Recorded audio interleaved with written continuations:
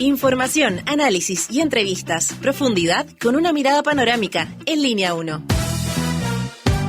Muy buenos días, bienvenidas, bienvenidos. Aquí comienza Línea 1 por Radio USACH 94.5 y Diario USACH.cl y por supuesto todas las redes sociales. Daniela Figueroa Videla, bienvenida.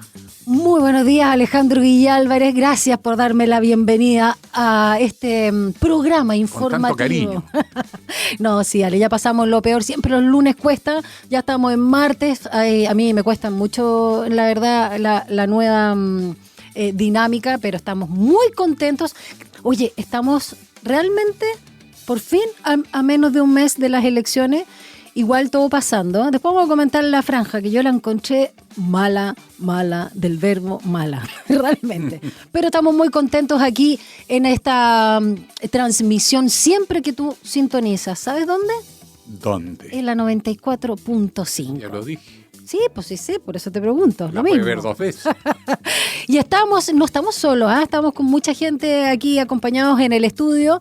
Y parto saludando en este día donde esperamos 26 grados Celsius, donde va a estar medio como abochornado, medio nubleque, cuando la presión atmosférica baja y me duele todo, a nuestro compañero, la juventud de Línea 1, el periodista Gonzalo Espinosa. ¿Cómo estás, Gonzalo? Hola, compañeros de Línea 1, acá estamos. Saludos acá a nuestros auditores que nos están escuchando esta Serenense. mañana de martes. Es lo que más te gusta. Dígalo. Gente buena de la tierra de la Serena. chirimoya. Templados. Sí. Totalmente Igual templados. la papaya, Contento la porque uva. Coquimbo le ganó a Colo-Colo.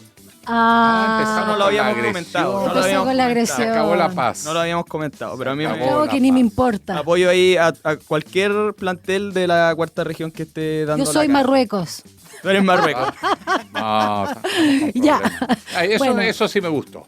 Ahí me compensó. ¿Qué cosa? Impresionante Marruecos cómo Lo que salió pasó el arriba fin de en el semana, fútbol. sí. Pero si en el Mundial salieron Sí, terceros. increíble. Eso demuestra que algo que dijo Vilar, lo estaba recordando en la prensa hace como 30 años atrás, el futuro está en África, dijo. Mira, Si usted va a ver el fútbol europeo, ¿quiénes son los mejores jugadores? claro, jugadores que Afrodescendientes. provienen Sí, de África. pues. Usted Obvio. viene a América de afrodescendiente. En América Latina no tanto, O sea, pero en Brasil sí. Me acuerdo de Francia, ¿no? La Oh, qué selección impresionante. francesa. Bueno, sin ir más lejos. Mbappé. Francia de la diversidad. Cuando salen campeones del mundo, la Francia de la diversidad. Y ahora, de nuevo, segunda vez, lo mismo, Claro. Francia de la diversidad. Bueno, pero ese es un toque para decir cómo hacen bien la pega y en Chile cada día peor. Vamos último en América Latina. Último. Y eso refleja lo que hemos hablado aquí, la crisis de liderazgo que también está instalada en el mundo empresarial. Ahí no vengan a decir que el Estado los limita, que le cobran muchos impuestos porque hacen lo que quieren. ¿Y qué es lo que hacen? Echar todo para atrás. No invierten. Simple, no tienen visión estratégica. Y ya que estamos con crisis, Alejandro Guillé, revisemos la pregunta del día lunes, que nos va a comentar cómo fue con los resultados, con todo el tema del error. Y me carga eso del error no forzado, no, el error no forzado, en el cálculo de las cuentas de la electricidad. Tú estás preguntando ahí en las redes sociales, Gonza, ¿qué va a pasar a partir de este error donde se están tirando la pelota para todos lados? ¿Cómo fue con las alternativas? Claro, un 6% señaló que van a bajar las cuentas considerablemente. Un 6% Solo nomás un cree 6. eso.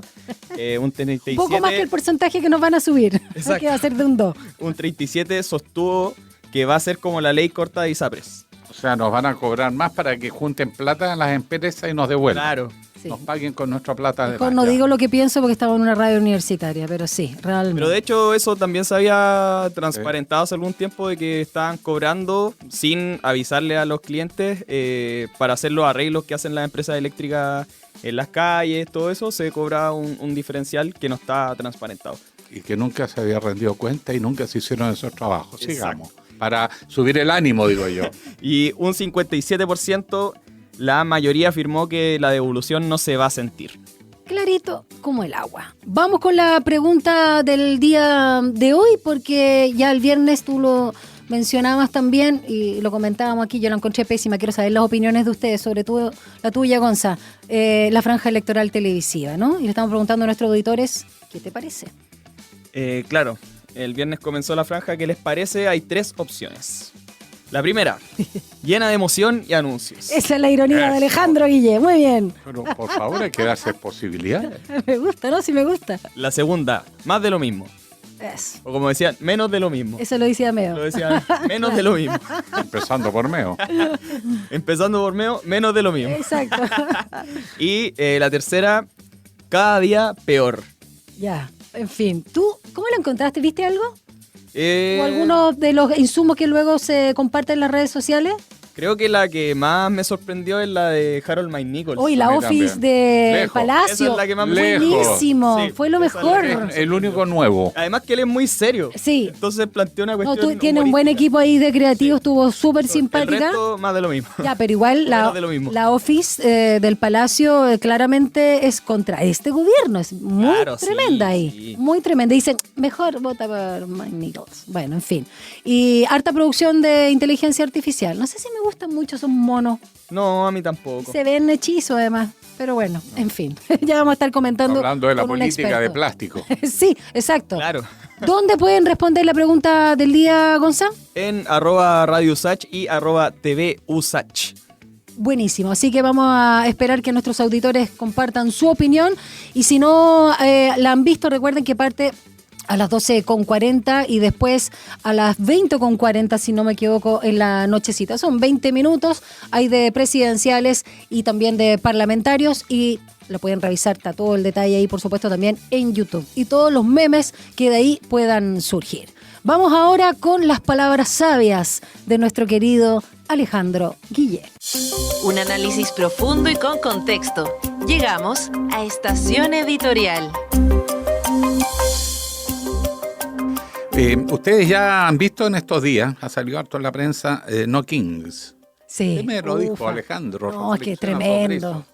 Las marchas y las protestas multitudinarias, en Estados Unidos la inmensa mayoría, 2.700 marchas organizadas simultáneamente. Cerca de 7 millones de Interesante personas. eso. 7 millones de gente Sí. protestando en Estados Unidos. Y eso tiene consecuencias. Y también hubo en algunas otras capitales de Europa, sobre todo en Londres, París, Madrid. Pero vamos a Estados Unidos. Lo que me llama la atención en Estados Unidos es que la ciudadanía es la que está reaccionando. Más que la clase política, el Congreso que está semi-paralizado, salvo 2 o 3 que hablan, ¿cómo se llama el ex candidato presidencial? Bernie Sanders, que tipazo, de los más viejos y de los más luchadores y de una sola pieza.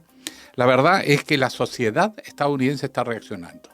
Un país que hizo de la libertad, de la igualdad, del derecho a la expresión, a la iniciativa, su ley de vida, desde las grandes migraciones de gente que en Europa solo tenía limitaciones y persecuciones, llegan a Estados Unidos con la promesa que esto va a ser algo distinto, que van a construir una ciudad sobre la cima de una colina para observar y transmitir al mundo sus valores, sus creencias, y que atrajo millones de personas que fueron a vivir a Estados Unidos de distintos lugares del planeta, principalmente europeos al comienzo.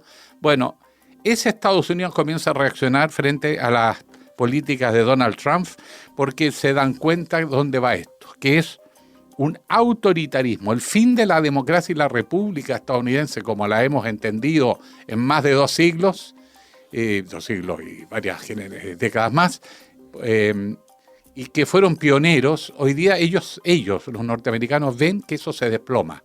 Nadie podría haberlo pensado en un golpe de Estado en Estados Unidos. Hoy día es posible.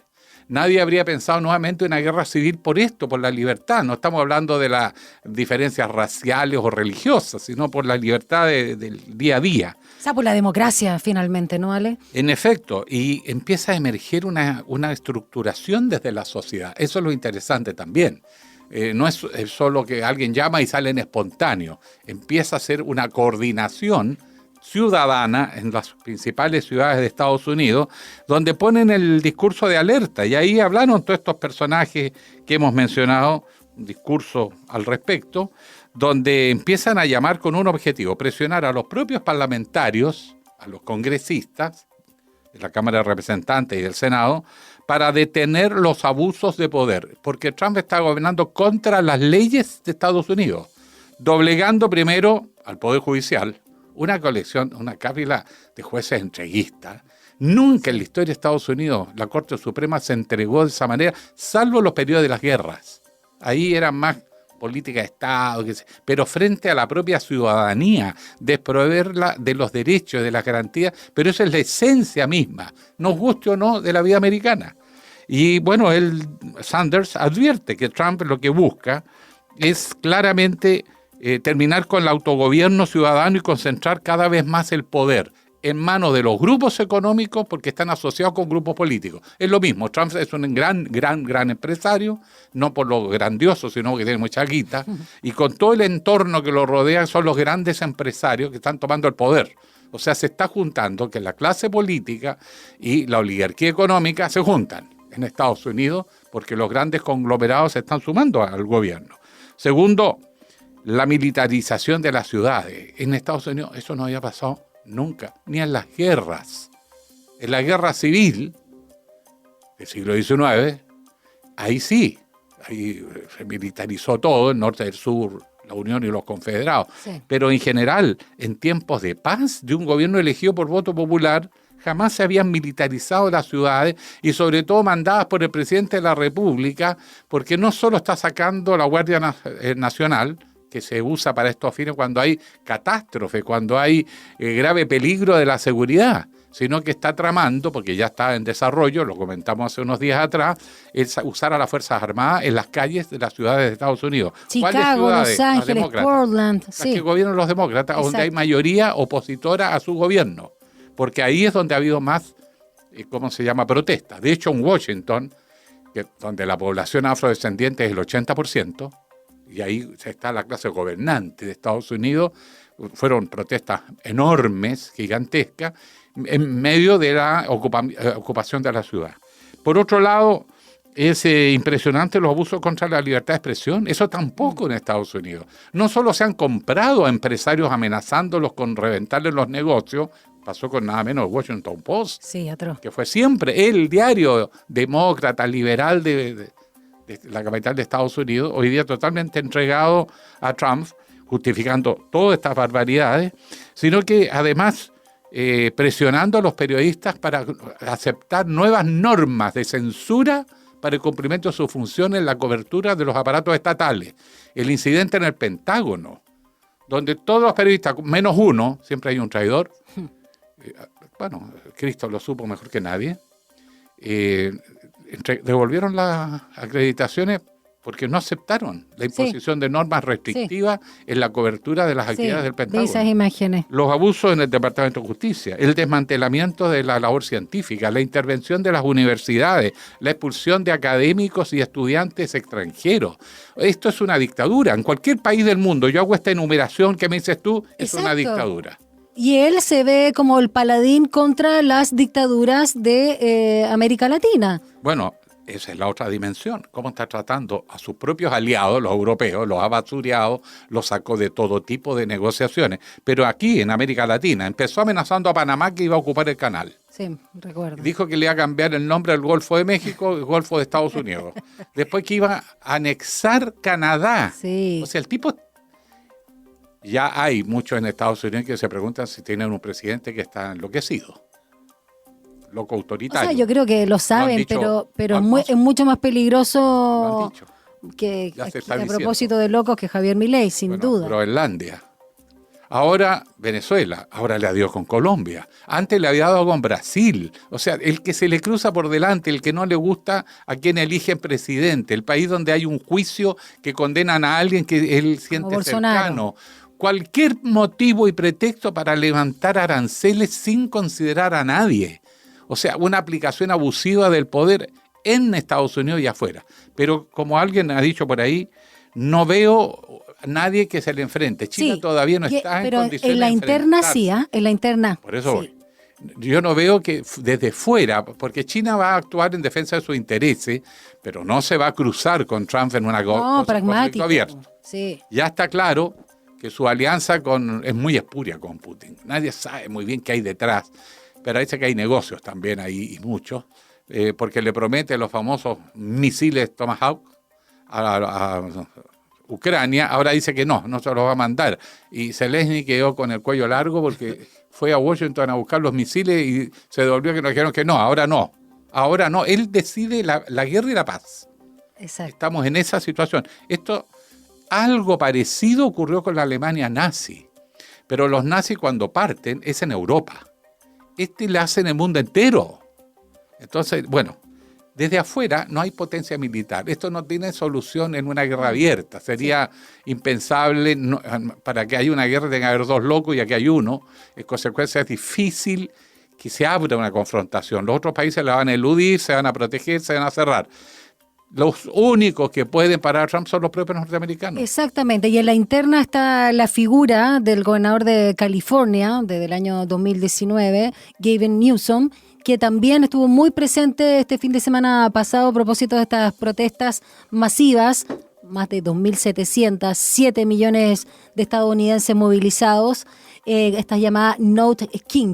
Y oye, y solo no puedo dejar pasar el nivel de ordinariez, el nivel también de trato, el nivel de agresión, a propósito de este video que subió en su red social, Truth Social, el mismo Donald Trump, en una avioneta que se llamaba también King Trump, algo así, haciéndole la burla justamente al pueblo estadounidense que no quería un régimen autoritario y su figura de coronación.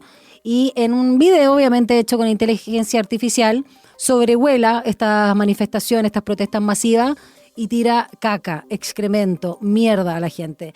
Ese nivel de respuesta de un presidente realmente, yo digo, se supera a sí mismo. Y alguien que sí lo puede superar, que le está haciendo el gallito, es justamente Gavin Newsom, ¿no?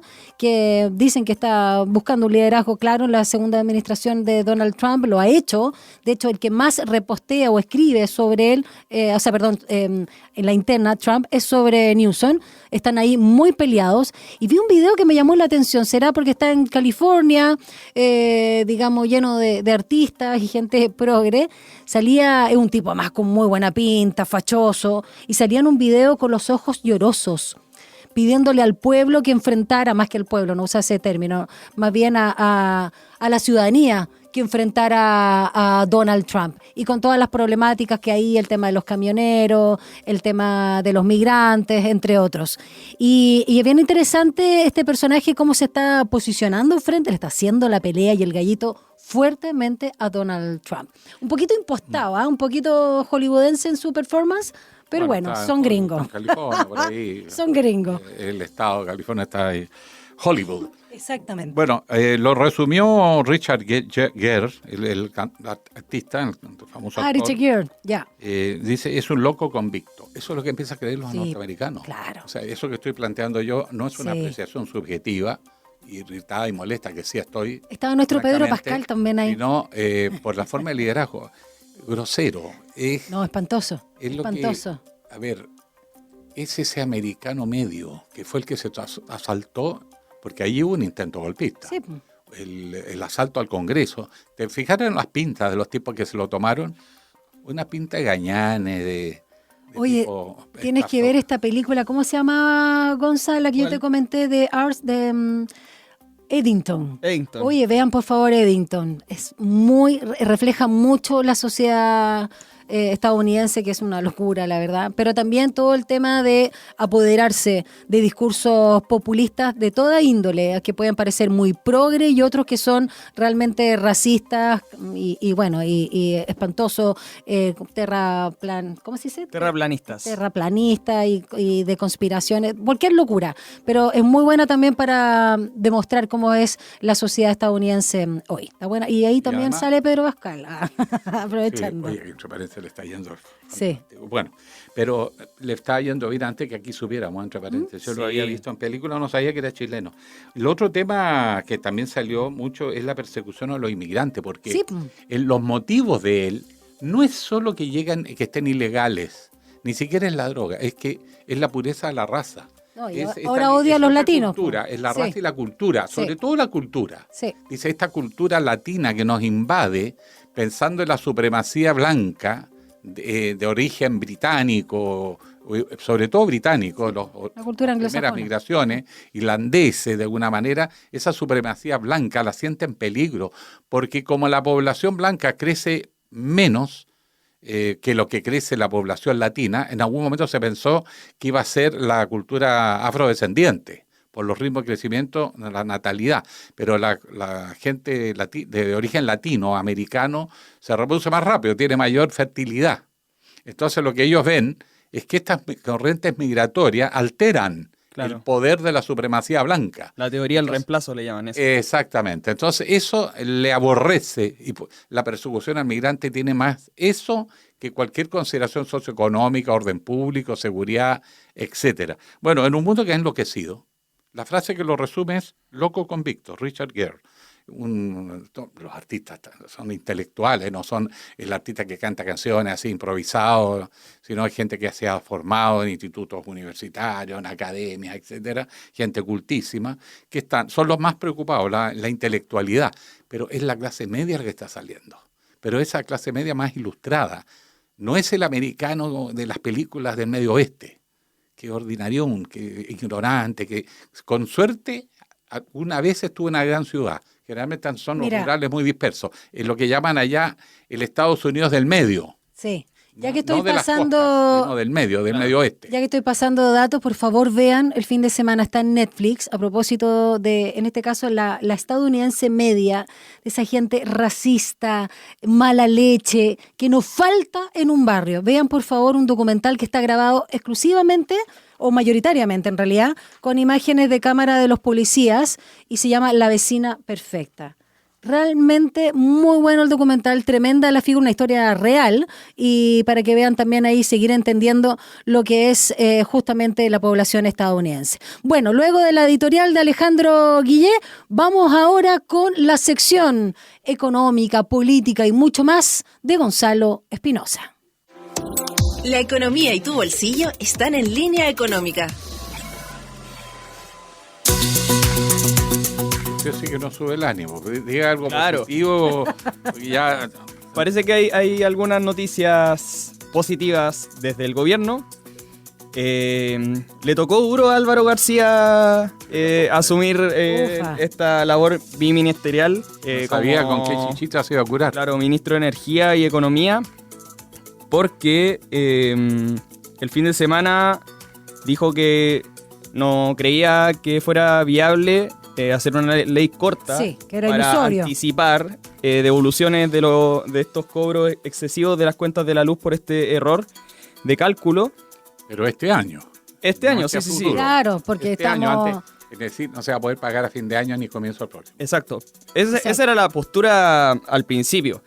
Sin embargo, generó reacciones, obviamente desde la oposición e incluso desde el oficialismo. Entonces, tuvo que dar pie atrás y ahora se anunció un acuerdo con las transmisoras para devolver los cobros excesivos. Esto fue un anuncio que se hizo durante una actividad con empresas PYME, pero no se dieron más antecedentes sobre cómo se va a realizar esto, porque está esta disminución del cobro de la cuenta que va a empezar a correr en enero, 2% menos. Exacto. Pero también, promedio. Claro, promedio. Pero también está esta devolución por el exceso que se generó. Así que probablemente esto se vaya a generar a través de una ley corta, me imagino. Y esto ha sido celebrado desde la Cámara de Diputados por el presidente de la Cámara de Diputados, José Miguel Castro, de RN, que señaló que ve como positivo esta apertura que hubo desde el gobierno para generar esta ley corta. Ahora, los tiempos darán, si ese es el tema. Exacto. Imagínate que estamos con elecciones presidenciales, parlamentarias, semanas distritales. Noviembre está a la vuelta de la esquina y con las mismas elecciones, claro, los que van a reelección se van a querer pegar ahí el poroto, sí. Pero la verdad, los tiempos darán si están en otras, pues si ni siquiera van. Y teniendo como antecedente eso mismo, que se tuvo que suspender una sesión porque no había una cantidad suficiente parlamentaria en sala. Se puede, lo que pasa es que se pongan de acuerdo es más difícil. ¿Lo harán? Claro. Dice, una vez se pusieron de acuerdo en 48 horas y tenían resuelto problemas cuando les conviene. ¿Qué dice José Miguel Castro? Dice, llamamos al gobierno a presentar rápido una ley para poder entregarle estos recursos a las personas. No es justo que se sigan pagando, se pierdan intereses de esta plata que cada vez vale menos sin que nosotros respondamos rápidamente. Aquí el gobierno debe enviar rápido una ley. Y agregó, yo obviamente tomaré esto, tomaré el guante y si es necesario hacer una sesión especial, también se va a hacer. Oye, ¿sabes qué me llamó la atención? Mario Marcel no se había retirado. Volvió Está hablando más que cuando era ministro. Sí. Volvió a dar El debate declaraciones público. y bueno, señaló a raíz de todo esto que el congelamiento de tarifa es una pésima política pública en su opinión y dijo que le gustaría decir más, pero que está ahí. Ya soltó el cargo, ahora ya se tiene que hacer un lado y dejar que el nuevo ministro asuma esas responsabilidades. ¿Por qué no habló cuando era ministro? Claro. De estar aburrido. Por algo se fue. Sí, yo creo que parece que la nostalgia. Yo La creo. nostalgia es poder. Sí. Pero bueno, volviendo para cerrar el tema, Álvaro ¿Qué García. nostalgia causa? Perdón. Bueno, Álvaro estoy García. hablando de poder, no de... La nostalgia de Alejandro en este día martes. Dijo Álvaro García que algo ya tenemos ganado. Ya. ¿Qué es eso ganado? Sí, no se Vamos sabe. a descubrirlo en los próximos días. Ufa.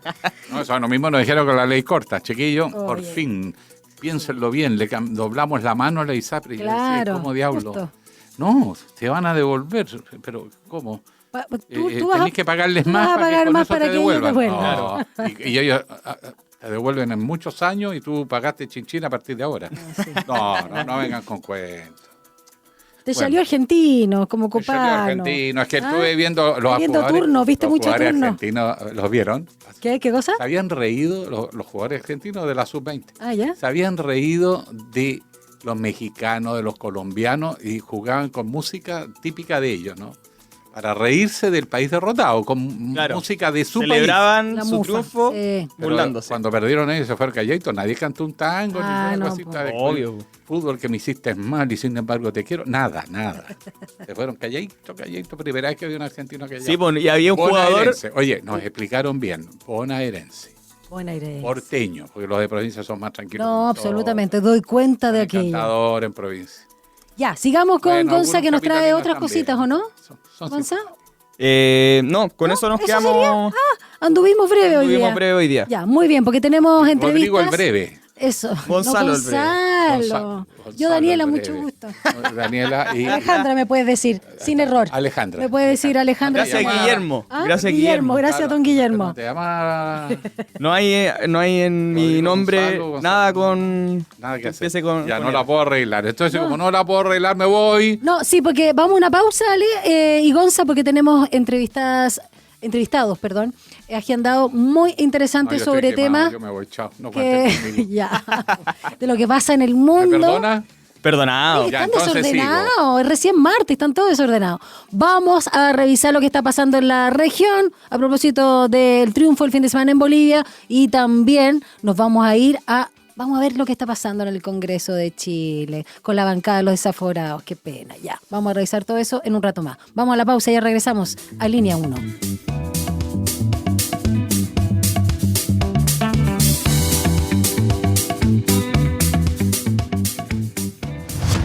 Una breve pausa y ya regresa Línea 1.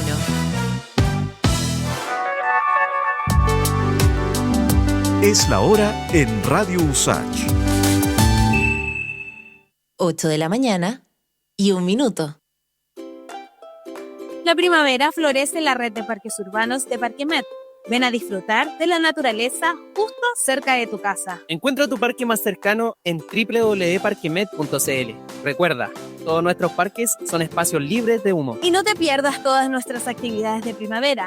Revisa la cartelera en nuestras redes sociales @parquemetminbu. Te esperamos de martes a domingo. Gobierno de Chile. Chile avanza contigo. Oye, la embarró. Este loco nació con un talento innato.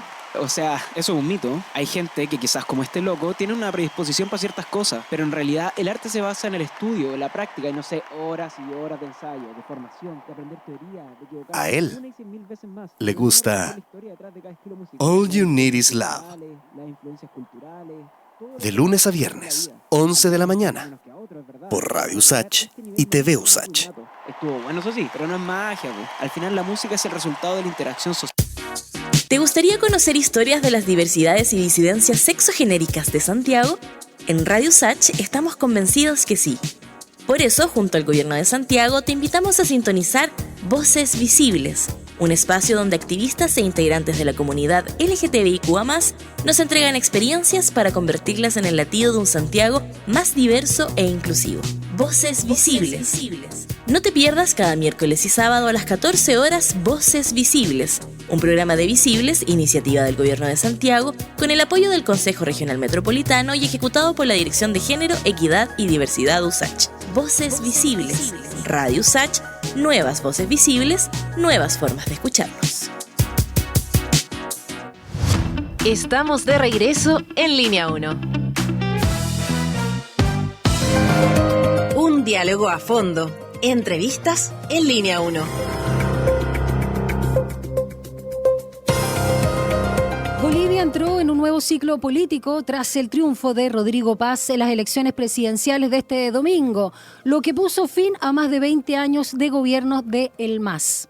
Por otra parte, el presidente de Estados Unidos, Donald Trump, anunció el fin de la ayuda económica a Colombia, acusando al país de fomentar la producción de drogas y calificando a su homólogo colombiano, Gustavo Petro, de narcotraficante. De lo que está pasando en la región, vamos a conversar esta mañana con ¿quién, Alejandro Guillé? Con el analista internacional y académico de la Facultad de Gobierno de la Universidad del Desarrollo, Jorge Sanz. Don Jorge, profesor, ¿cómo está usted? Buenos días. Muy buenos días. ¿Cómo están? Buenos días, qué gusto saludarlos. Un gusto estar aquí con ustedes. Mira, para nosotros un agrado mucho mayor, ¿eh? Y hablando de un vecindario que cada día se desordena más por razones propias y por razones externas. Pero comencemos por Bolivia en este repaso de cosas. Ya sabemos, tenemos nuevo presidente en Bolivia. Es un presidente, Rodrigo Paz, hijo de otro mandatario, Paz Zamora, que también fue presidente de Bolivia, pedido completo, cosa rara, pero que después vivió en el exilio. Tiene un largo historial él, que lo acerca a Chile en algún momento. Pero vamos por parte, porque hay harto que conversar acá. Lo primero, ¿de dónde sacó los votos? Porque en la primera vuelta iba sexto según las encuestas, de repente aparece segundo, primero con alta votación, y después segunda vuelta otra vez lo dan muy abajo y termina muy arriba. Sí, lo que pasa con Rodrigo Paz es que los votos del interior de Bolivia son los que están ocultos normalmente para las encuestas, por lo tanto son esos los que le dieron la victoria. Y además, por otra parte, los votos del MAS, que efectivamente no se fueron a los blancos ni a los nulos en esta segunda vuelta, lo que tenían más cerca era la democracia cristiana. Por tanto, los votos del MAS también fueron un gran aporte a la votación de Rodrigo Paz. Entonces, efectivamente, las encuestas lo daban muy atrás porque no tenían acceso a muchos votantes, a muchos lugares, y eso es lo que, no es que haya generado una sorpresa, yo creo que la sorpresa es que pasaron dos de derecha, digamos, y el MAS se quedó muy atrás, pero el MAS venía en una crisis enorme entre Morales y Arce. Por tanto, se da este resultado. Ahora, Paz efectivamente está bastante más cerca de ese mundo que dejó el MAS, ese mundo étnico, ese mundo indígena, ese mundo del interior, que estaba controlado absolutamente por el MAS, y al no tener candidato ni por quién votar, entonces se acercan a Rodrigo Paz, que era un candidato más del interior. Jorge, en un análisis más macro y pensando en la región, a propósito del MAS, que finalmente es el socialismo, por la misma sigla, ¿no? Movimiento al Socialismo, pero pensemos en la izquierda de la región. ¿Cuánto está perdiendo? ¿Cuánto está en crisis? Algo que también se debate acá en nuestro país, aun cuando sabemos, evidentemente, que hay diferencias según los contextos. Y te lo pregunto porque Rodrigo Paz, al día siguiente de ser electo presidente y que va a asumir el próximo 8 de noviembre, prometió capitalismo para todos, así, tal cual. La economía abierta, también habló de una profunda reforma del Estado y la descentralización de los recursos públicos. Pero me quiero detener en esto de capitalismo para todos y la crisis de la izquierda. Lo que sucede es que efectivamente Rodrigo Paz tiene que tener una posición distinta a lo que estaba ofreciendo el MAS, porque el MAS fueron 20 años en que fueron cayendo, y hoy día tenemos a Bolivia con una crisis económica brutal por una escasez de combustible, porque no tienen dólares para pagar los combustibles, les falta el recurso económico, los billetes tienen una alta inflación. Entonces, efectivamente, tiene que tener un cambio, y ese cambio probablemente sea ese paso al capitalismo, liberalismo, como quieren llamarlo, porque no tiene más alternativas. No hay otra alternativa. Tiene que sacar el litio, no puede dejar el litio adentro de los salares donde está, pues lo tiene que sacar, lo tiene que exportar, tiene que seguir trabajándolo. Entonces, tiene que tomar algunos elementos que son absolutamente necesarios para poder levantar la economía de Bolivia. Y además es un internacionalista. El papá tenía algunos problemas ahí con Chile, pero él dio a entender que efectivamente necesitaba relaciones con Chile, o sea, está entendiendo que América Latina pareciera que estamos todavía en la Guerra Fría, pero las declaraciones que hizo en campaña son las declaraciones muy desafortunadas diciendo que podría ser los carabineros los contrabandistas de autos, pero eso podría haber sido de la campaña. Entonces, hoy día lo que está diciendo es que efectivamente necesito tener relaciones con Chile, y relaciones sin condiciones. Tuto Quiroga ponía algunas condiciones. Paz dice que tiene que tener unas relaciones abiertas, sin condiciones, por lo tanto, necesariamente van a mejorar esas condiciones porque hoy día no las tenemos. El consulado general que nosotros tenemos en La Paz hace una labor magnífica allá arriba, pero es un consulado general, no son relaciones diplomáticas a nivel de embajadores.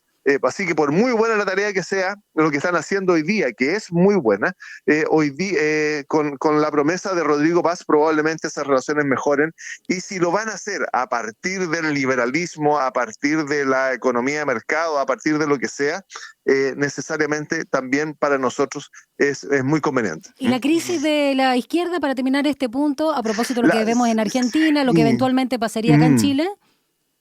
Sí, la crisis de la izquierda tiene que ver con estos péndulos que nosotros estamos acostumbrados a ver en América Latina, con ese concepto que todavía tenemos de la Guerra Fría, en que no hemos dado el siguiente paso, no lo hemos querido dar, y estamos en estos péndulos que se nos mueve todo a un lado y todo al otro, y en la medida, dependiendo de dónde esté el péndulo, echamos abajo todo lo que venía haciéndose. Entonces, creo que, no sé si la palabra es madurez, pero creo que nos falta mirar el escenario de una manera distinta. Cada país tiene amenazas. Nosotros estamos llenos de amenazas por un lado y otro. Bolivia estaba en la primera vuelta con unas amenazas terribles. Aparecía Evo Morales de repente. Doria Medina, que salió tercero, decía a Evo Morales, yo lo voy a ir a buscar y lo voy a meter preso. Entonces estamos en una guerra terrible, y no es que sea solo de la izquierda. La derecha también tiene sus conflictos, sus cosas, porque no logra establecerse adecuadamente. Nosotros tenemos aquí al profesor Artés, que es muy simpático el profesor Artés, pero no puede estar amenazando con que van a salir a la calle si es que gana uno u otro. Esas son las cosas que efectivamente no nos hacen dar ese paso necesario para poder avanzar como América Latina, como cada uno de los países, como sea, porque tenemos demasiados problemas y nos estamos enfrentando aparentemente desde una posición extrema que a veces no nos sirve mucho. Vamos a lo interno, en el caso de Bolivia, para sacar. Cuando gana Evo Morales, su primera elección, llegó con un discurso antiimperialista, habló también de generar nacionalización de los hidrocarburos, habló de industrialización, también de cadenas de valor, y al comienzo aparentemente le fue bien.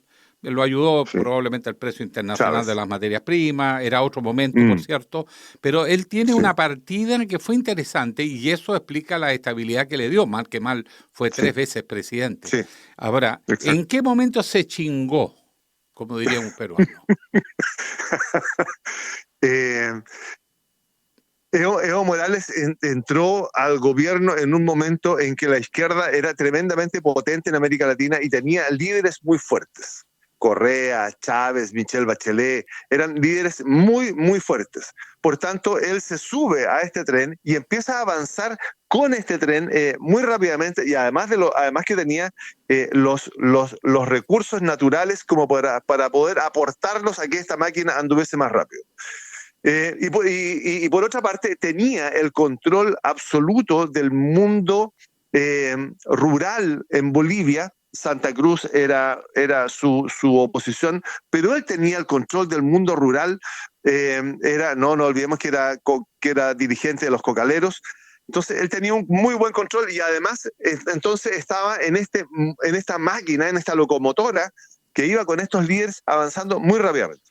Entonces tuvo muy buenos resultados, tenía un comercio muy interesante, sacaba sus hidrocarburos. ¿Cuándo empieza a decaer? Cuando efectivamente toma aquellos elementos ideológicos que van impidiendo que surja. Por ejemplo, el gas y el petróleo que lo iban a sacar por Antofagasta. Entonces dice, ni una molécula de gas, y se quedó con todo el gas y no tuvo los recursos necesarios, no pudo seguir, empieza una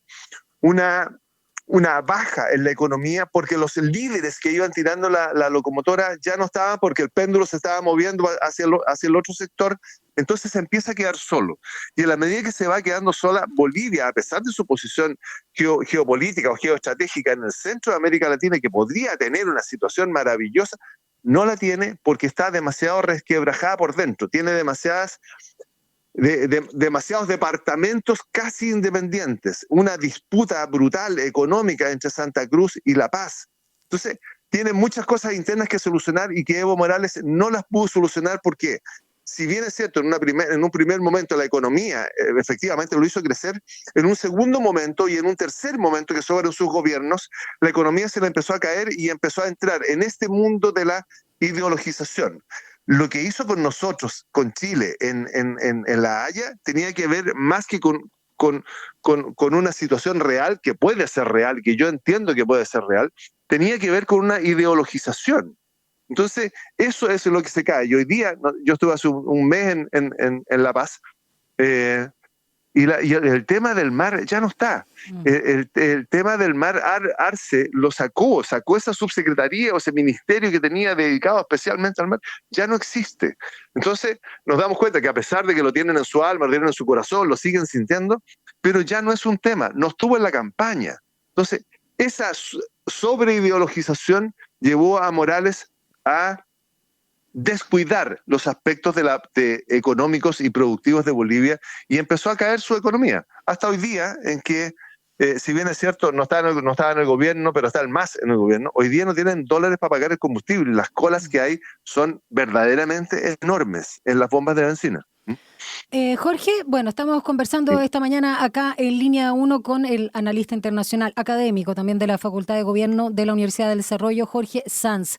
Quiero preguntarte por los desafíos que hay de las relaciones bilaterales, ¿no? Bolivia-Chile, ya sabemos del saludo que hizo en sus cuentas también tanto el presidente Boric como la candidata a la presidencia Matei. Boric no solo felicitó, instó a trabajar en las relaciones diplomáticas entre ambos países, cooperación, qué sé yo, para los beneficios de nuestros pueblos. Y Evelyn Matei fue, en este caso, más específica. Propuso a Rodrigo Paz un trabajo conjunto contra migración y crimen organizado. ¿Cómo debiesen ser ahí esas conversaciones y a qué puerto podrían llegar, aunque la palabra no es muy buena para Bolivia? Al contrario, es lo que ellos necesitan. Pero no pasa un lapsus matutino. Mira, déjame complementar, esa es muy buena pregunta, porque en realidad nosotros, para los bolivianos, el 80% decían la encuesta lo que le preocupa es la economía.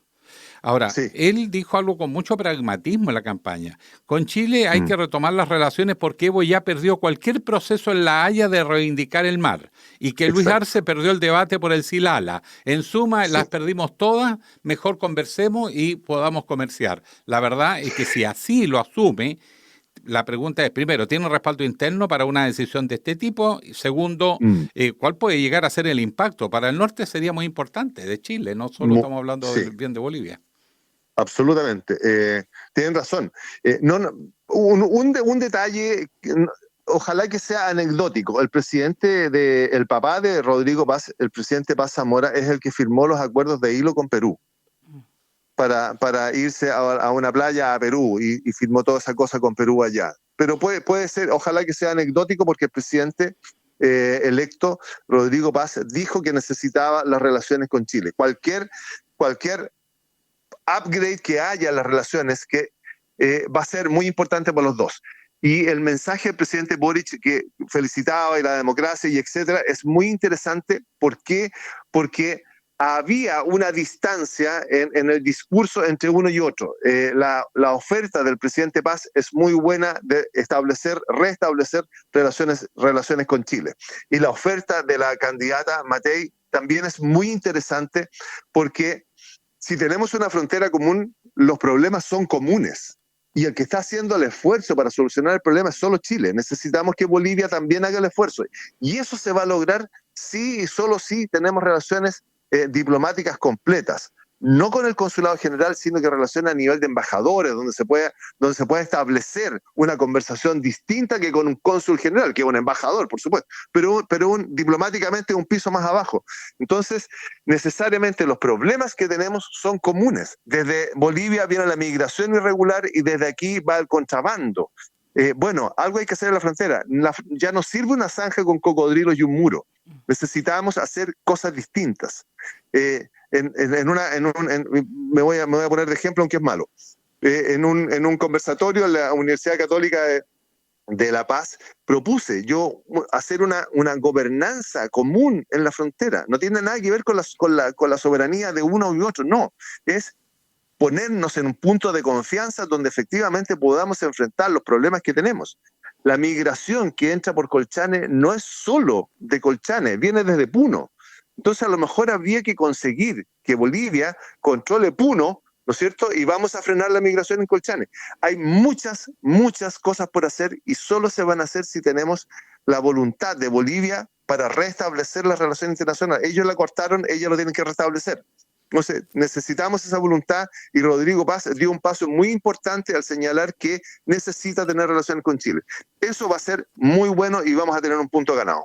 Jorge, antes de pasar a el siguiente tema que tiene que ver con Colombia y Estados Unidos, quiero detenerme en algo que tú mencionabas, pero lo hiciste como al pasar, y he escuchado algunos análisis donde también no solo están de acuerdo que fue una pésima declaración de Rodrigo Paz antes de ser electo presidente de Bolivia, sino más bien puede ser incluso preocupante cuando habló justamente sobre legalizar los autos robados en Chile, que se llaman allá chutos, y que claramente el mismo gobierno manifestó que era un incentivo a la comisión de ilícito. Y además, lo que tú mencionabas, vincular este ilícito a carabineros, ¿no? Entonces, a mí me parece una pésima señal que creo que no hay que dejar pasar o hacer vista gorda. Sí, fue una muy mala señal de campaña, el involucrar a los carabineros, muy mala. Sin embargo, quedó ahí. Tenemos que ser honestos, quedó ahí, solo en eso, y todo el mundo lo encapsuló porque todo el mundo entendió que era una brutalidad lo que estaba diciendo. Y lo otro que tiene que ver con los autos, a Bolivia entran dos tipos de autos. Unos autos que los van a sacar a la zona franca con sus papeles y con todo, y los contrabandean a Bolivia sin declararlos. ¿Por qué? Porque el impuesto que tienen que pagar esos autos es tan caro como el auto, por lo tanto lo entran. Ese es uno, y esos autos son los que quieren legalizar. Los otros son los autos robados. Y respecto de los autos robados, dentro de Bolivia no hay nada. Está claro que es un contrabando, que es un delito, etcétera, etcétera. Pero los dos candidatos que estaban en campaña dijeron que eso lo tenían que solucionar de una manera distinta a estos autos nuevos que entran y que empiezan a dar vuelta por Bolivia sin papeles, sin nada. Y esos nuevos que entraron tienen que ver con el valor del impuesto. Sí, además entonces, en este segundo caso son dos situaciones distintas. Sí, si hubiese denuncias de robo de un determinado auto, en esos casos no lo legalizan, sino que se comprometía a devolverlo al país de origen, no dice Chile. Exactamente. País de origen, y porque que no es necesariamente se llevan Chile, de todos lados autos robados. De todos lados. Claro. De Paraguay están llegando muchos. Exacto. Oye, una última pregunta de Bolivia que a mí me preocupa. Él ganó la elección, la ganó legítimamente, la elección fue limpia. Hay observadores extranjeros que así lo acreditan. La pregunta es, ¿qué viabilidad política tiene afirmar el negocio? Porque salvo el MAS, con todos sus defectos, los presidentes en Bolivia duran menos que... No menos que en Perú. Les da para un tercio de gobierno, 2 o 3 años. Estamos en esto que es bien curioso. Hay una declaración Dura a propósito menos que Chile de en los esto. torneos internacionales de fútbol. Hay una declaración de esto que es del vicepresidente de Paz, Edman Lara, que es un ex policía. Sí, abogado y él y ex dice, policía. y claro, él dice que no va a dudar en denunciar a Paz si incurre en actos ilícitos. O sea, ya tiene una advertencia de su vicepresidente que no se desvíe del camino. Esperemos que efectivamente Evo Morales se calme. está con bastantes problemas, está refugiado en el Chapare, ir a buscarlo y al Chapare. Perdona que te interrumpa, terrible, que sí. el triunfo de paz era gracias a sus seguidores, dijo Evo Morales. Sin duda, sí, por supuesto. Claro, porque todos estaban en contra de Tuto Quiroga, el eterno perdedor, dijo. Exactamente, y tiene razón. Los seguidores del MAS no iban a pegar un salto y iban a caer a un candidato que lo tildaron de ultraderecha, sino que se acercaron al que estaba más cerca de sus posiciones, que era la democracia cristiana de Paz. Pero estando tranquilo Evo Morales en el Chapare y tratando de solucionar los problemas que tiene, pareciera que Paz podría durar su gobierno y ojalá que dure el gobierno y ojalá que tengan una jornada tranquila, porque ya Perú tenemos problemas, en Argentina estamos teniendo problemas, entonces el vecindario lo tenemos un poco revuelto y ojalá que Paz afirme su posición y pueda gobernar tranquilo. Exacto. Sigamos en el vecindario entonces y vamos con el Not King. Y en este caso con Colombia, que desacredita justamente a Petro. No voy a hablar de la interna, después vamos a dedicar eso, pero digo Not King a propósito de las revueltas que se dieron el fin de semana. Por supuesto. Nuevamente amenazando Donald Trump, en este caso, de quitar toda la ayuda de su país, Estados Unidos, a Colombia.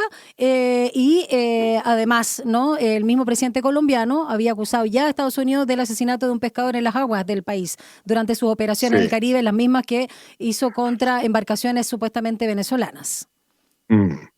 Eso está muy, muy, muy difícil de observar, difícil de entender. Si nosotros empezamos a rebuscar dónde se origina esta crisis entre Colombia y Estados Unidos, o el presidente Trump en particular, porque no es con Estados Unidos, sino con el presidente Trump, vamos a llegar a que el presidente Petro impidió el ingreso de aviones con colombianos deportados desde Estados Unidos. Y ahí cambia la actitud del presidente Trump con el presidente Petro y con Colombia, y empieza esto tira y afloja que tiene que ver con el narcotráfico. Sí. Los mensajes por la red social, las respuestas, el vocabulario que está usando el presidente Petro respecto del presidente Trump hacen de que todo esto esté absolutamente tensionado.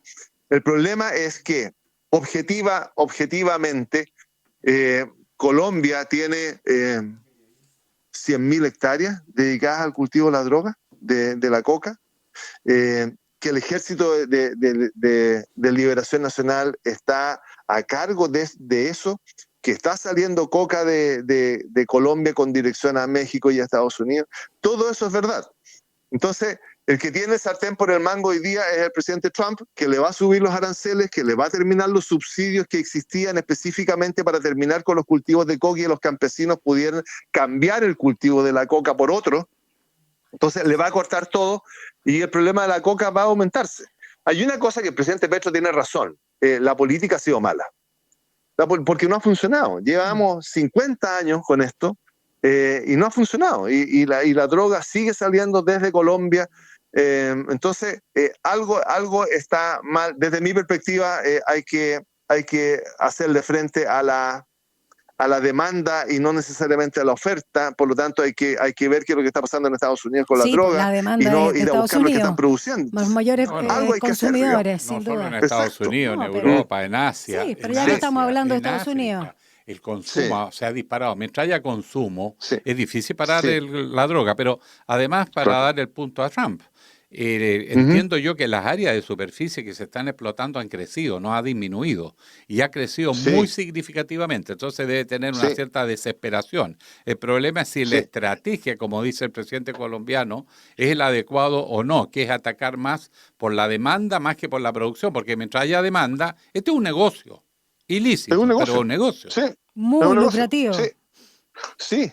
Y mientras más difícil conseguir la droga, más cara. Sí, uno de los últimos datos que había es que el Ejército de Liberación Nacional controlaba, cuando saquemos a la FARC, porque la FARC está en un juego aparte, tiene una misión de paz encima, tiene varias cosas, pero el Ejército de Liberación Nacional controlaba casi 150.000 hectáreas de cultivos de cocaína. 150.000 hectáreas. Entonces, es un tremendo número, es una tremenda superficie y lo cultivan desde la perspectiva de armas, de que nadie entra, de que es un espacio cerrado. Y la FARC está también tratando de participar desde los descolgados de la FARC. están tratando de participar de este negocio.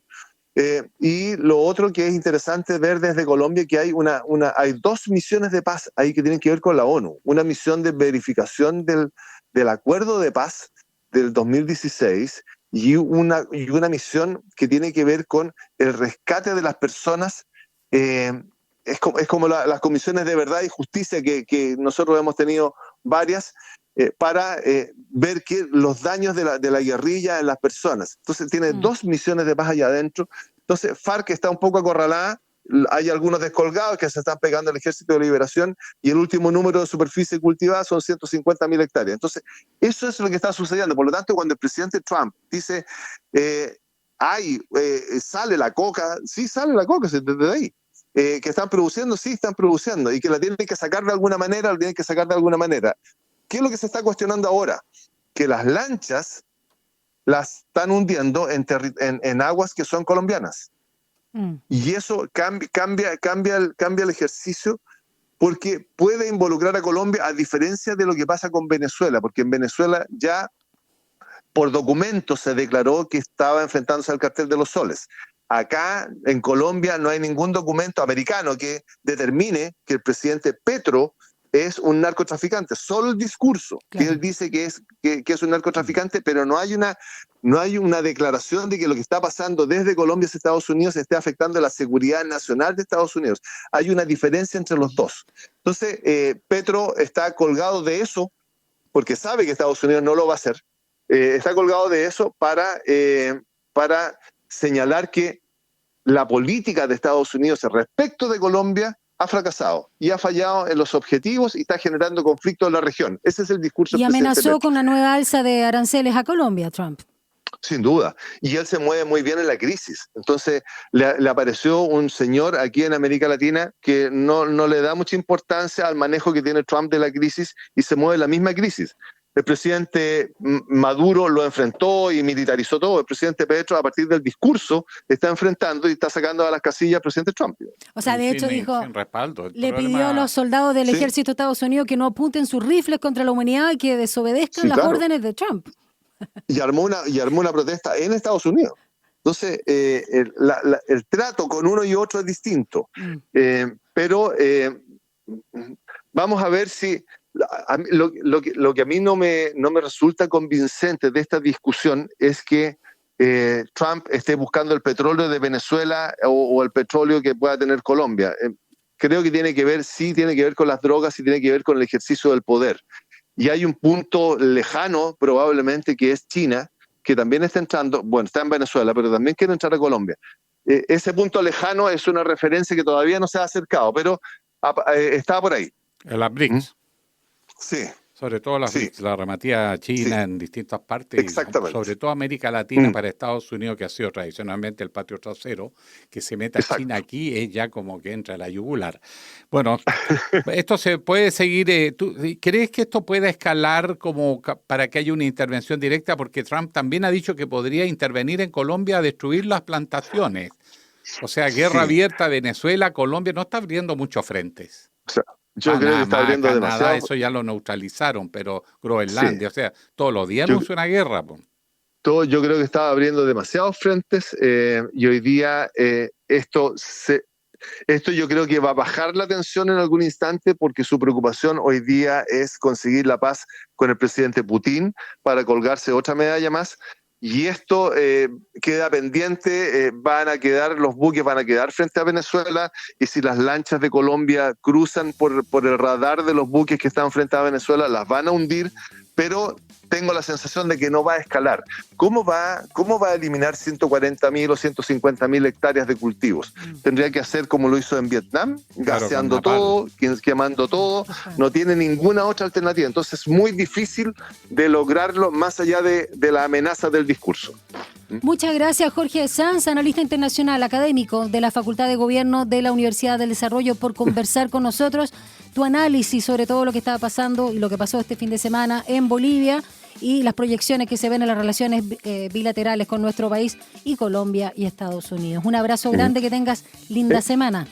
Encantado de conversar con ustedes, que estén muy bien, buena semana. Gracias, profesor. Gracias, chao. Vamos a una pausa y ya regresamos a Línea 1 por Radio USACH.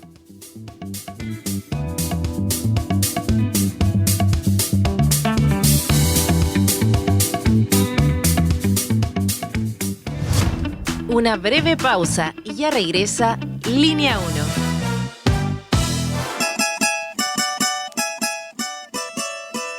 A Hora da Saudade.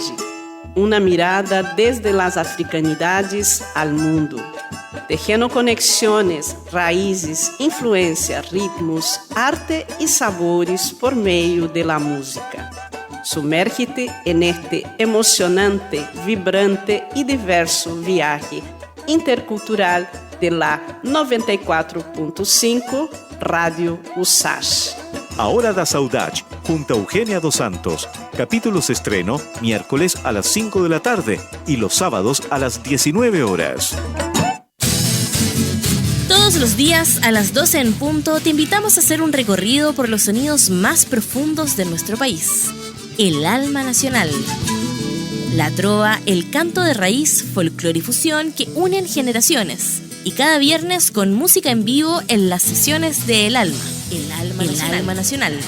Justo al mediodía, un encuentro diario con la música chilena por la 94.5 FM Radio USACH y en el 50.2 de la televisión digital abierta.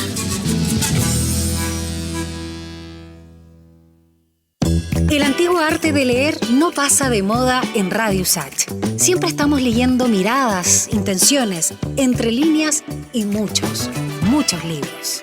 Novedades de todos los géneros, formatos y estilos. Novelas, ensayos, poesía, historia.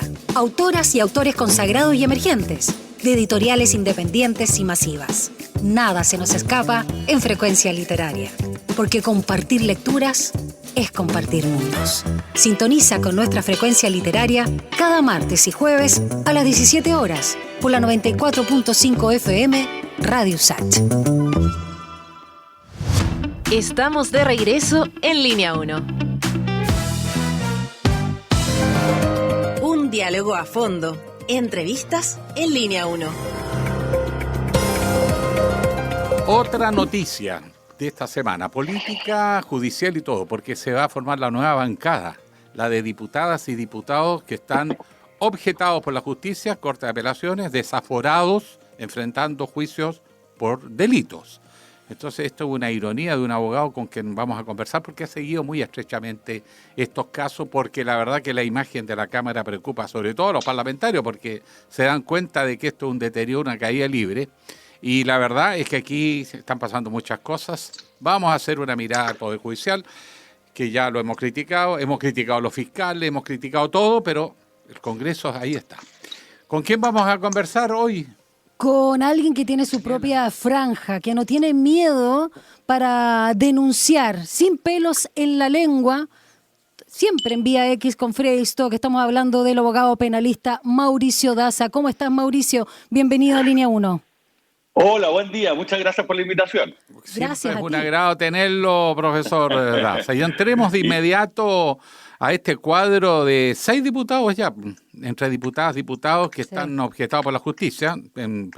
Falta uno confirmar el desafuero, pero ¿qué cuadro se está viendo aquí?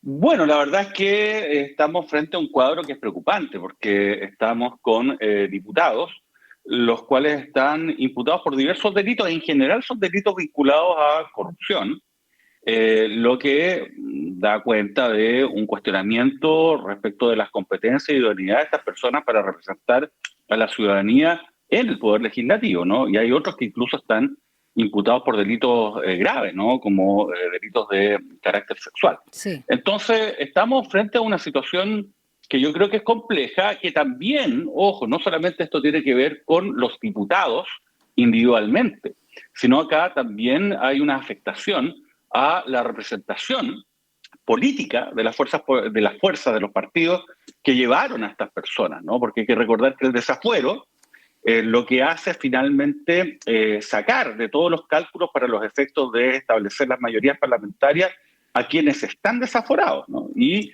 en ese contexto ellos ocupan, de hecho, un puesto, digamos, un escaño que también tiene un significado político. Entonces se va un poco distorsionando eso a partir de estos desafueros que ya son bastantes, ¿no? 6 es un número importante. Bueno, el último caso es Joaquín Lavín León, que tiene, mire, esto sería un perfil de prontuario más que ya de currículum. tiene como 5 o 6 acusaciones de distinto tipo, todavía quedando por ver cuando conspiraba con su esposa ahí en un municipio acá en Santiago, en Maipú. ¿Cuál es la situación de él? La situación de él es compleja desde el punto de vista de las imputaciones que se hacen y que se vinculan básicamente a lo que es la triangulación de montos que los parlamentarios tienen para los efectos de poder desarrollar su actividad parlamentaria. Hay que recordar que los diputados, los senadores también, tienen una dieta, ¿no?, que es de 7 millones y fracción aproximadamente, que es como el sueldo, entre comillas, de los parlamentarios. Pero paralelamente hay otro valor. La asignación parlamentaria.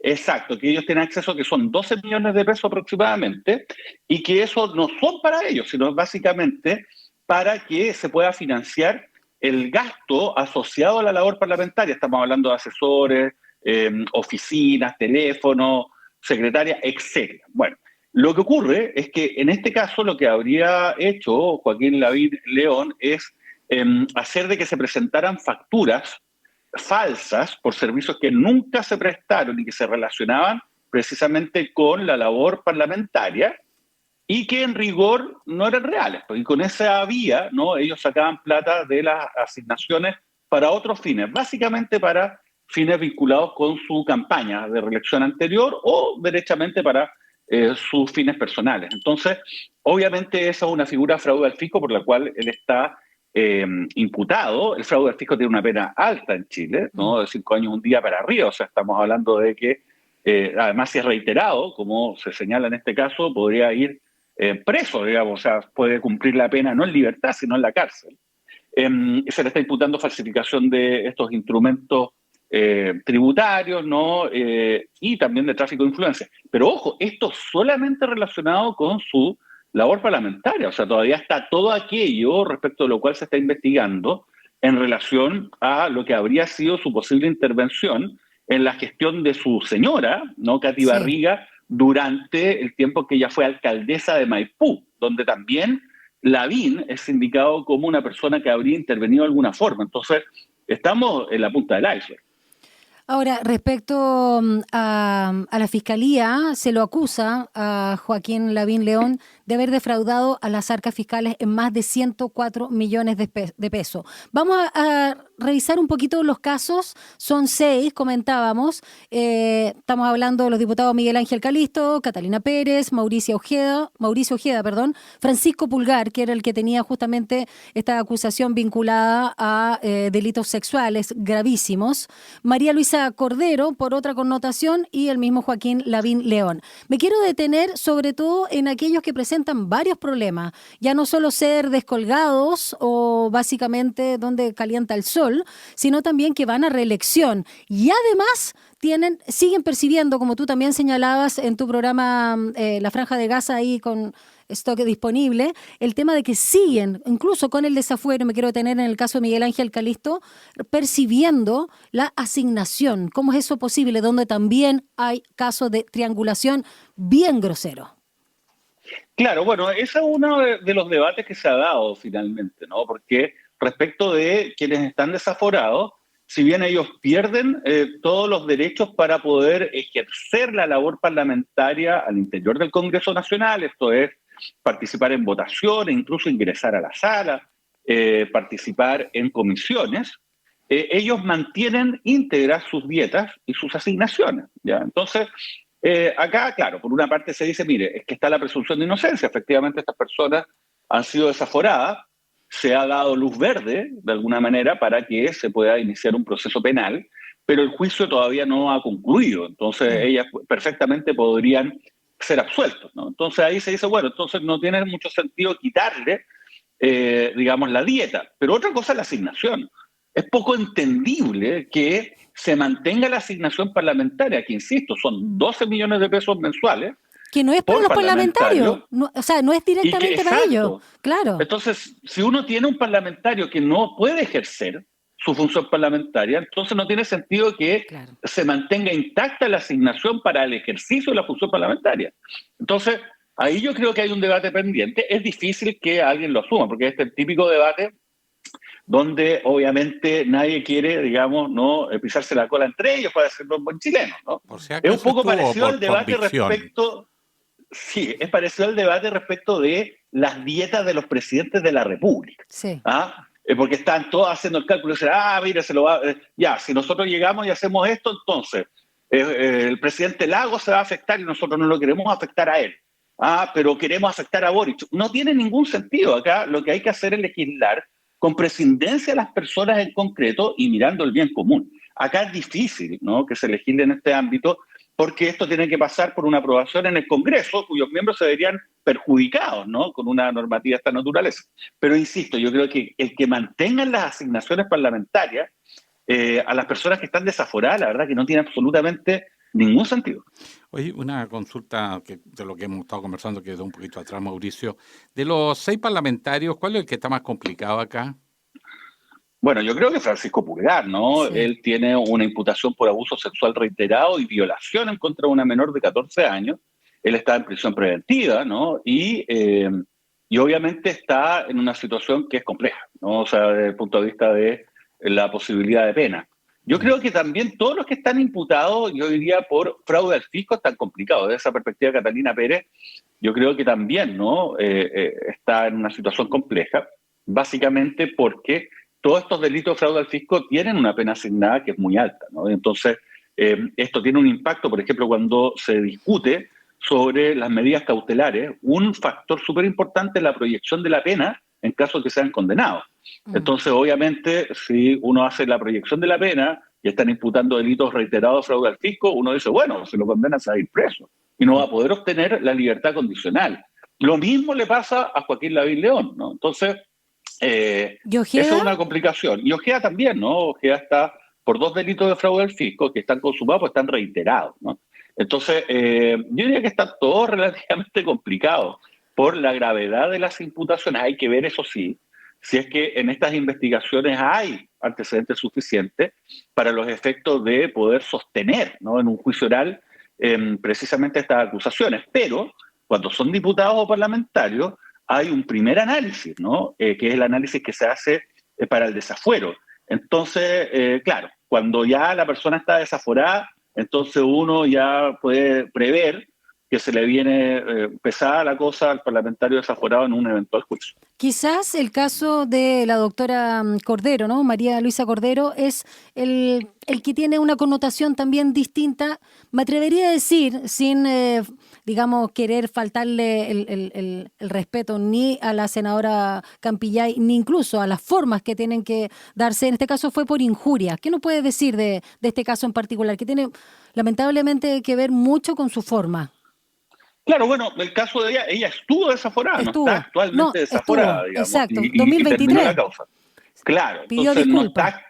no está actualmente, digamos, inhabilitada y está ejerciendo normalmente su labor parlamentaria. Sí. Lo que ocurre, bueno, con todo lo que se vincula con el delito de injuria y calumnia, la verdad que hay un debate que es intenso, ¿no? Sobre todo cuando se trata de personas que ejercen un cargo público, ¿no? Y si es que además el cuestionamiento se hace o no respecto del ejercicio de ese cargo público por parte de la persona que es víctima. En este caso, claro, ese debate no tendría tanto asidero porque en el fondo lo que dijo la diputada María Luisa Cordero era cuestionar, ¿no?, la ceguera de la senadora, ¿no? Entonces eso no tiene que ver con que estuviera cuestionando su labor parlamentaria. Exacto. Y por lo tanto, bueno, pero ahí hay un debate claro que hace que finalmente estos delitos también por su naturaleza, hay que recordar que los delitos de injuria y calumnia no hay una intervención del Ministerio Público porque se considera que hay un interés preeminentemente privado, no hay un interés preeminentemente público en este tipo de delitos, más allá que se castiga igual con cárcel. Entonces, claro, son de menor entidad. Y es difícil de probar fuera, porque digamos, la intención y después es fácil excusarse. ¿Qué pasa con los que están candidatos y están en esta situación? Porque ya tenemos un presidente con Jadwe, pero no está ejerciendo el cargo. En cambio hay otros que están ejerciendo el cargo y están postulando. Sí, reelecciones u otras. Sí. Una locura. Hay bastante confusión porque las personas con justa razón dicen, a ver, pero ¿Cómo es posible que haya un señor como este señor Pulgar, por ejemplo, ¿no? O Gea, ¿no? Que son personas que están, digamos, imputadas y que entiendo que ellos van a la reelección, de hecho, ¿no? Calixto y de también esa o lo perspectiva- dejaron fuera.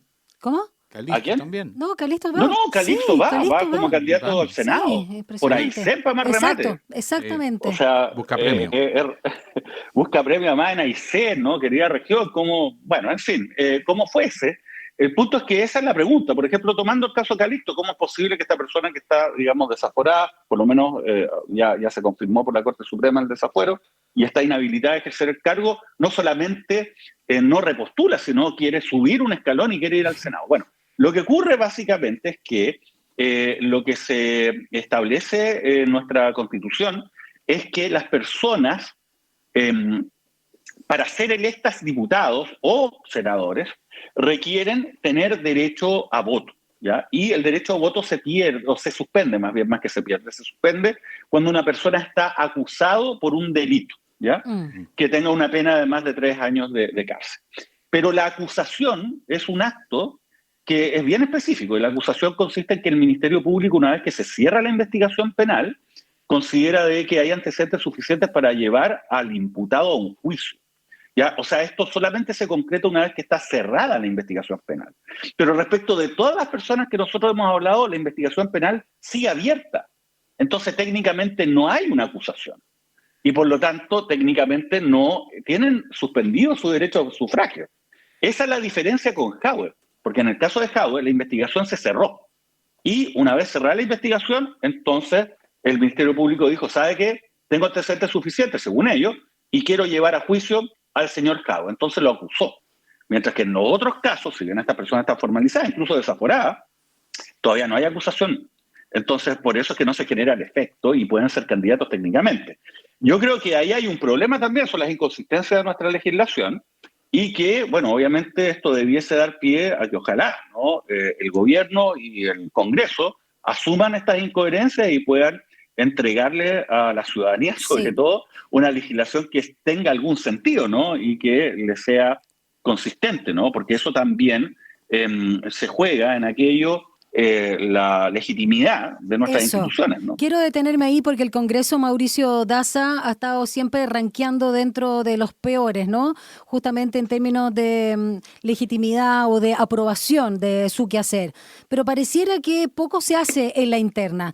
Y no solo está este debate que tú señalabas en relación a diputados desaforados que mantienen su dieta, que además mantienen su asignación parlamentaria, que es una locura. Se reveló también los sueldos millonarios al interior del Parlamento con los funcionarios justamente que trabajan, entre ellos asesores y otros, y que ganan muchísima plata, mucho más que el propio presidente Boric.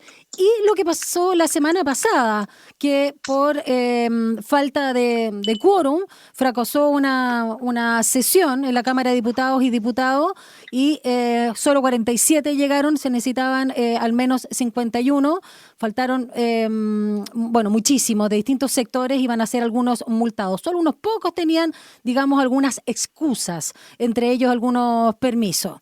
¿Qué está pasando en la interna? Muchas veces con Alejandro Guillé comentábamos que quién fiscaliza a los fiscalizadores, por ejemplo, cuando pasa todo este tema también de las filtraciones. Pero ¿qué está pasando en el Congreso si esto es de larga data y está cada vez peor? Perdón que use esta expresión, pero está cada vez más bananero. Bueno, es verdad. Yo creo que finalmente, más allá de cualquier reforma institucional que uno pueda establecer, al final del día esto depende de la responsabilidad de la persona que está ejerciendo el cargo, ¿no? Y su sentido de probidad. Esto es de colocar el bien general por sobre el interés particular de ellos o de alguna otra persona cercana. Y eso es lo que no ocurrió últimamente, porque obviamente acá lo que ocurrió derechamente es que todas estas personas estaban en terreno en sus candidaturas para la reelección. La Cámara se reelige completa. Entonces, obviamente ellos prefieren, más que hacer su trabajo, estar repartiendo volantes o estar en alguna actividad en terreno, porque además estamos a pocas semanas de la elección, ¿no? Y se juegan su destino para los próximos 4 años. Pero ellos debiesen buscar una vía para poder hacer aquello sin tener que sacrificar el cumplimiento de sus labores, porque se retrasa la agenda legislativa, entre otras cosas. Recordemos que tenemos una acusación constitucional, además, que es relevante contra el ministro Antonio Ulloa, que lo tienen que conocer la Cámara, y se supone que entonces tienen que votar antes de las elecciones. Entonces, bueno, ojalá que haya quórum, ¿no?, para los efectos de que cumplan con su labor. Ahora, respecto al tema de los sueldos... Espérate, un segundito, Mauricio, sí. Aclarar un punto ahí en eso que está bien interesante. La labor de un parlamentario es legislar, también es representar. Cuando se produce esto de que van a una actividad que tiene que ver con su representación, ¿se puede considerar un eximente para no cumplir con asistir o hay una priorización en el reglamento? A ver, lo que ocurre es que la actividad, efectivamente, de los parlamentarios no solamente es votar leyes, no presentar indicaciones o proyectos de ley. Tienen una labor política, ¿no?, sobre todo en la Cámara de Diputados, también en el Senado, pero tienen una labor política que involucra estar en contacto con sus bases, con su distrito de circunscripción, reunirse con las organizaciones sociales, etcétera. Pero para eso hay un orden. De hecho, existe una semana distrital o regional, según sea la Cámara o el Senado, donde los parlamentarios no es que se exhiban de su labor, sino que se dedican esa semana a trabajar, pero en esta otra vía, digamos, en este otro ámbito. Entonces, obviamente existen esos tiempos y además también responsabilidad de cada parlamentario el tratar de ordenar su agenda para los efectos de hacer compatible tanto su labor no legislativa como la labor parlamentaria. A ver, el Senado funciona en sala martes, miércoles y creo que a veces algunos jueves, 3 semanas al mes. 3 semanas al mes, ¿no? La Cámara de Diputados funciona un poco más. 3 semanas al mes, si mal no recuerdo, martes, miércoles y jueves en sala, ¿no? O sea, igual tienen harto tiempo para los efectos de poder realizar su labor de contacto con la ciudadanía. Entonces no es excusa. Digamos, no pueden decir, oye, ¿sabe que no? Es que yo también hago labores de, digamos, cercanía con la ciudadanía porque esa también es mi pega. Claro que es su pega, pero esto tiene un orden. Entonces es realmente increíble. Correcto. De hecho, esta semana, ¿no?, la semana pasada, es la primera vez en esta legislatura que se cae una sesión por falta de quórum en sala. Sí, lo que comentas, sí. Es realmente increíble y todos sabemos en el fondo en qué están. Si todos sabemos, es cosa de ver, salir a la calle, están todos desplegados tratando de ser reelectos. Pero eso, insisto, yo creo que es un atentado en contra de la probidad, ¿no?, porque están colocando un interés personal por sobre un interés general cuando toman la decisión de no asistir a una sesión y privilegiar este tipo de actividades. Mauricio Daza, hoy martes 21, los acusados del caso SQM, van a tener la oportunidad de declarar ante el tribunal y mañana, miércoles, es el día del veredicto. Estamos hablando de un caso que claramente fue un punto de inflexión. Comenzó, se destapa y empieza ya a hablarse el 2015 y ya estamos casi a 10 años, ¿no? Prácticamente de un caso que no queremos que termine en clases de ética. ¿Qué expectativas ves tú cuando estamos hablando acá justamente del ex senador de la UDI, Pablo Longueira, también el candidato presidencial Marco Enríquez Ominami y el ex gerente general de SQM, Patricio Contese? Bueno, la verdad que ha sido un camino muy largo, ha sido un camino muy difícil, ha sido un camino marcado por, en general, la impunidad. Yo diría que el grueso de este caso, SQM, fue básicamente desmantelado durante la gestión como fiscal nacional de Jorge Ábora, ¿no? Y esto con la intervención muy activa de uno de sus delfines, que era el fiscal de Valparaíso, Pablo Gómez Niada. Y gran parte entonces de esa investigación, que habría permitido el poder establecer la verdad acerca de esta red de corrupción, quiénes la integraban, cómo funcionaba, si había y qué había a cambio, ¿no?, de estos favores y dineros que se entregaban, la verdad que va a quedar en la nebulosa porque se cerró, ¿no?, de una forma tal que no se puede volver a investigar. Acá hubo una operación derechamente de impunidad y de forma transversal. Pero lo que quedó, finalmente, lo que logramos salvar, entre comillas, fue esta arista, ¿no?, que es la última. Y efectivamente ahí está Marco Enríquez Ominami, imputado, está Pablo Longueira y está Patricio Contese, ex gerente general de SQM.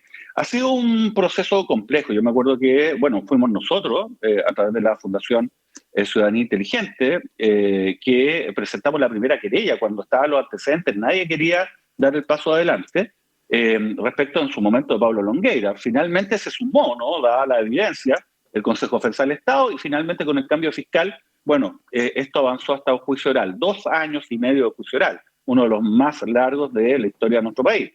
Pero yo esperaría y espero que acá se ponga término a este círculo vicioso de corrupción e impunidad. El problema en Chile no es tanto la corrupción que existe en todos los países, sino el problema en Chile es el nivel de impunidad, que va más allá de la regla de la generalidad de las democracias en Occidente.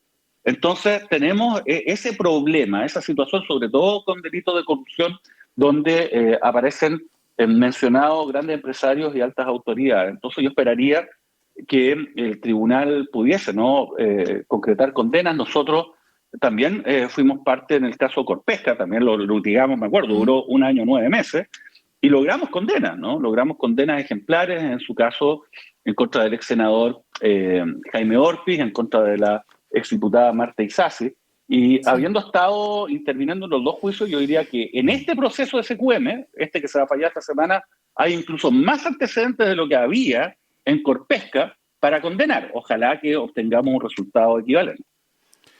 Profesor, como siempre, un agrado conversar con usted. Estamos atentos ahí, nos ha hecho una manito en los casos complejos. Y lo explica muy bien con pizarra, ¿eh? Cuando está ahí en la Franja de Gaza con Freddy Stock, a quien le mandamos saludos. Gracias, Mauricio Daza.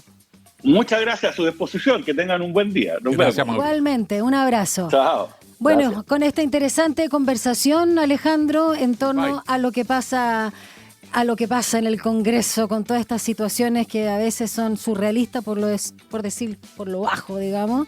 Nos despedimos de este día ya martes. Vamos a estar muy atentos también a lo que pasa justamente con este veredicto de mañana que comentaba Mauricio Daza, el veredicto del caso SQM con estas aristas, donde además hay un candidato a la presidencia. Estamos hablando de Marco Enrique Jominami. ¿Será hasta mañana? Si Dios quiere. Eso, qué raro. La Virgen también. Chao. Chao. Información, análisis y entrevistas. Profundidad con una mirada panorámica en Línea 1.